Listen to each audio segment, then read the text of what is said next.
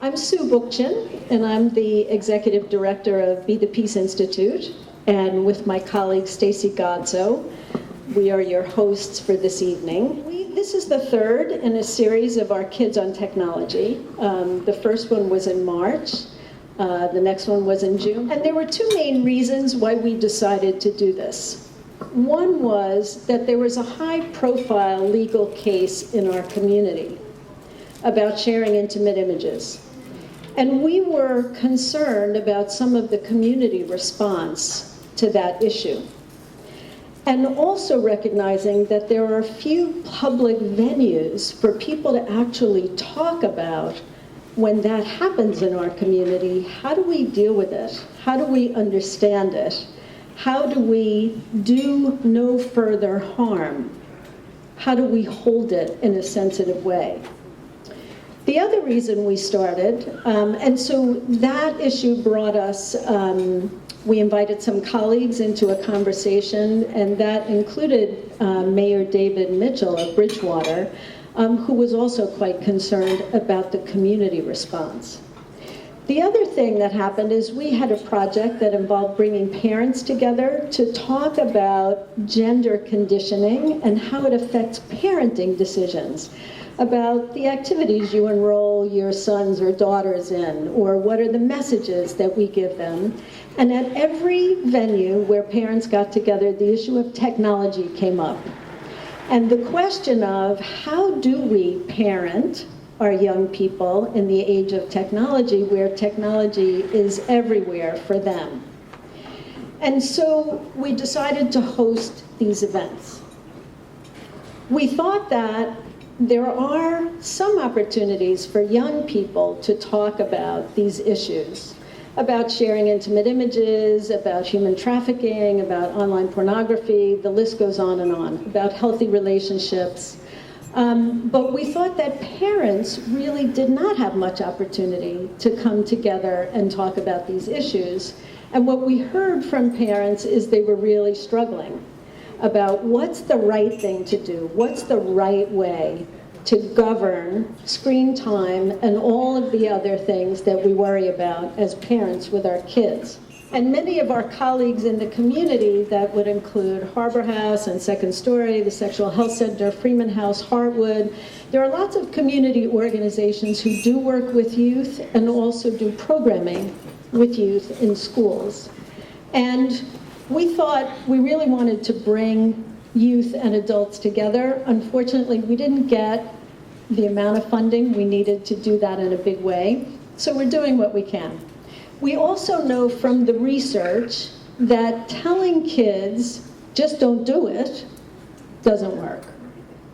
And so we have invited this array of experts to help us understand how we can deal with this issue of sharing intimate images and cyber safety in ways that maybe we haven't thought of before. So this is the last in the series. We are very thrilled to have two young people on our panel who are students at Parkview, and thank Kim Whitman Mansfield from the Youth Leadership Program at the YMCA for connecting us with them. And also just to acknowledge our funders, we got some in-kind funding originally from the town of Bridgewater. We have funds from the Sexual Violence Strategy Prevention Innovation Fund. We have funds from the Community Health Board, the Lunenburg Community Health Board, and also from the municipality of the District of Lunenburg. So without them, we could not have done this series. And also just to thank all of our partners and the people who have been involved with us in the whole series. We very much appreciate your collegiality and everything that you bring. So today, our presenters have a significant amount of expert cred.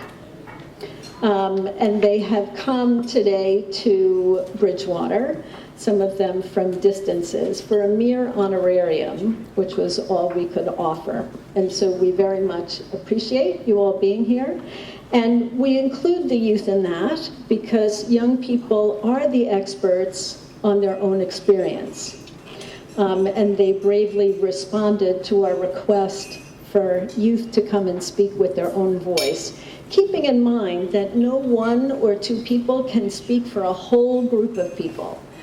So let's not expect more than what we should from anybody here. So technology is embedded and essential in our lives. This is a common image that we all see. So my 88-year-old mother goes on Facebook so she can follow the escapades of her grandchildren and nieces and nephews. My 2-year-old grandson touches the screen just to see how the images change. And everyone in between uses technology in some form. We use technology to connect, to learn, to access resources that we never had access to before, to access job markets, information, and a vast array of global events that are happening. So technology is obviously beneficial, and it also has pitfalls.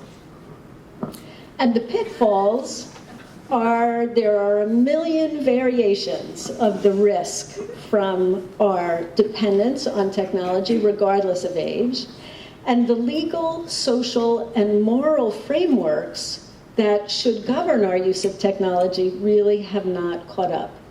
Even research is a very new field when it comes to technology and how it's affecting us as individuals, as communities, as humans.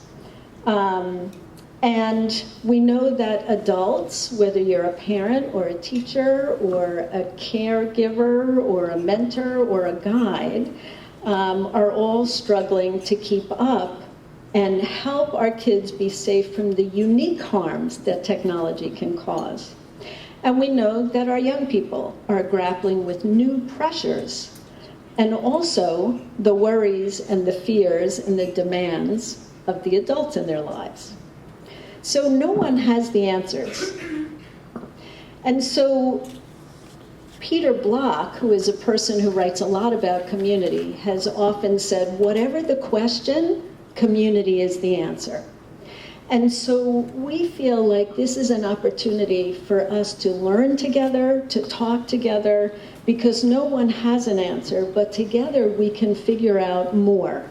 We can understand more about these activities, we can understand what our young people are experiencing, and we can figure out how to respond in ways that we won't be causing further harm, so that we can keep our kids safe and respond with care to them, so that ultimately our young people can thrive and be all they can be. And we thank you for being here, for your commitment to peaceful communities, and for bringing your ideas and your intelligence to this important conversation, because we are all needed.